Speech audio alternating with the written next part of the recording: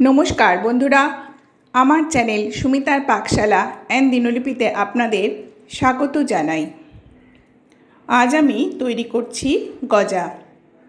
এখানে 1 কাপ পরিমাণ ময়দা নিয়েছি আর নিয়েছি 1 চিমটি পরিমাণ খাবার সোডা বা বেকিং সোডা আর হচ্ছে এলাচ গুঁড়ো। সব কিছু দিয়ে এই ময়দার সঙ্গে খুব সুন্দর করে মিশিয়ে নিচ্ছি।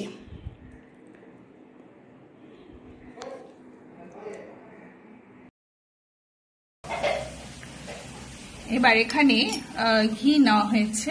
এবার এই ঘি একটু একটু করে ময়দার সঙ্গে ভালো করে মিশিয়ে দিচ্ছি। 2 টেবিল স্পুন পরিমাণে ঘি দিয়ে দেবো, দিয়ে খুব ভালোভাবে ময়দার সঙ্গে ঘষে ঘষে মেখে নিচ্ছি। আজ আমি তৈরি করছি গজা। এই যে দেখুন, এটা মুঠো করলে একদম শক্ত হয়ে আসছে।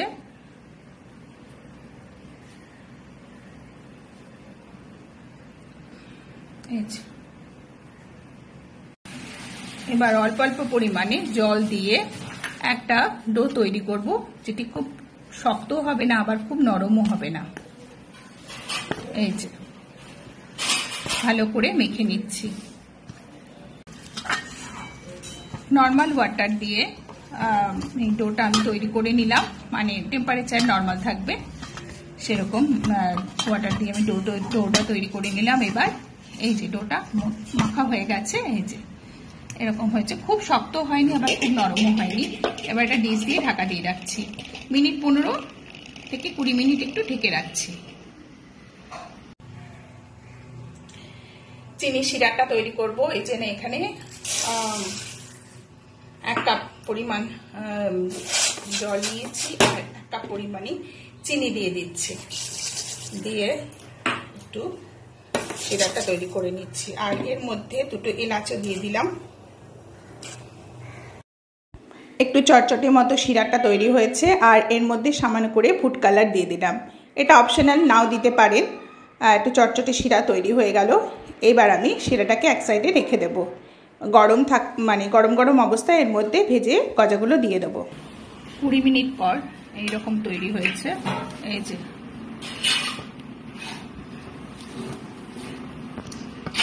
এখানে একটু ঘি মাখিয়ে নিলাম, নিয়ে এই যে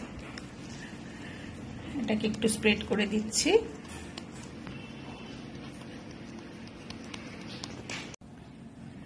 এবার এখান থেকে কেটে নিচ্ছি।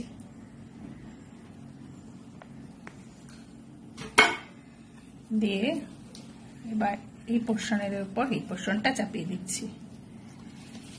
এবার আবার স্প্রেড করে দিচ্ছি।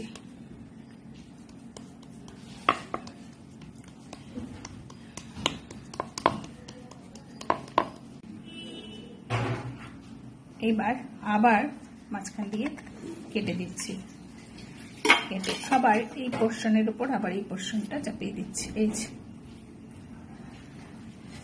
এরকম দিয়ে আবার স্প্রেড করে দিচ্ছি।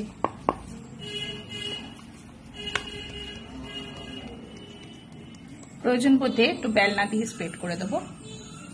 এই যে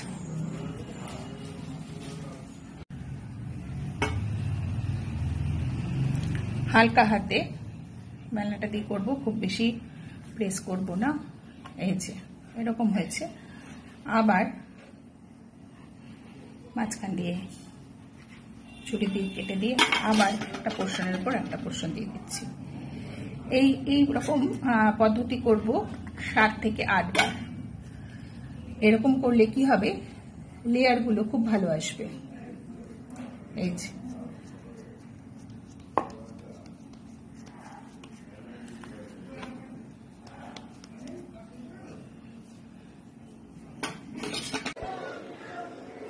এই 8 বারে বার আমার আরেকবার করে লেয়ার তৈরি করে নিচ্ছি। দেখুন এইবার একটা পোর্শনের পর একটা পোর্শন চাপিয়ে দিচ্ছি। দেখুন লেয়ারগুলো কত সুন্দর হয়েছে। যত ভালো লেয়ার তৈরি হবে তত সুন্দর ক্রিস্পি হবে আর তার মধ্যে ভালো করে রস ঢুকবে আর গজাগুলো খুব সুন্দর তৈরি হবে।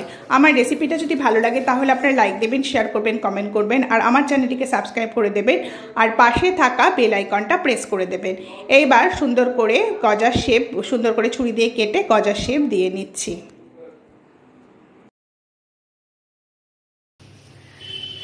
কড়ার মধ্যে সাদা তেল বসিয়ে দিয়েছি আর ঘি দিয়ে দিয়েছি। তেল বেশ গরম হয়ে গেছে। এই যে আমার গজাগুলো তৈরি হয়ে গেছে। এবার লো টু মিডিয়াম ফ্লেমে রেখে গজাগুলোকে সুন্দর করে ভেজে নিচ্ছি। এগুলো যখন ভাজা হয়ে আসবে, একটু যেই ভাজা হয়ে আসবে তখন উপরে উঠে আসবে, খুব বেশি একবারে দেবো না।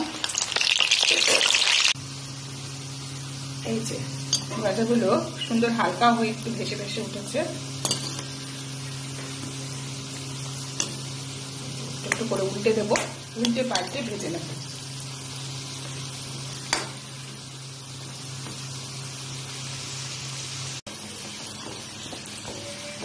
লাল লাল করে ভাজা হয়ে গেছে। এবার এটা গরম রসের মধ্যে ফেলে দিচ্ছি।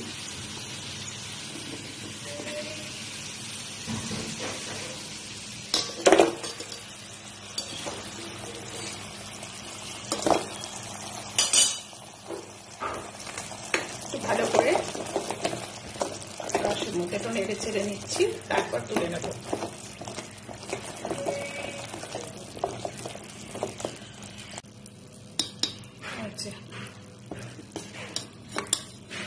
গজাগুলো তুলে দিচ্ছি। রথযাত্রা উপলক্ষে আজ আমি তৈরি করে নিলাম গজা।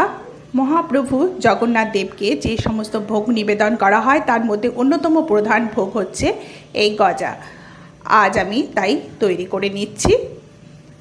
এতক্ষণ আমার সঙ্গে থাকবার জন্য আপনাদের ধন্যবাদ।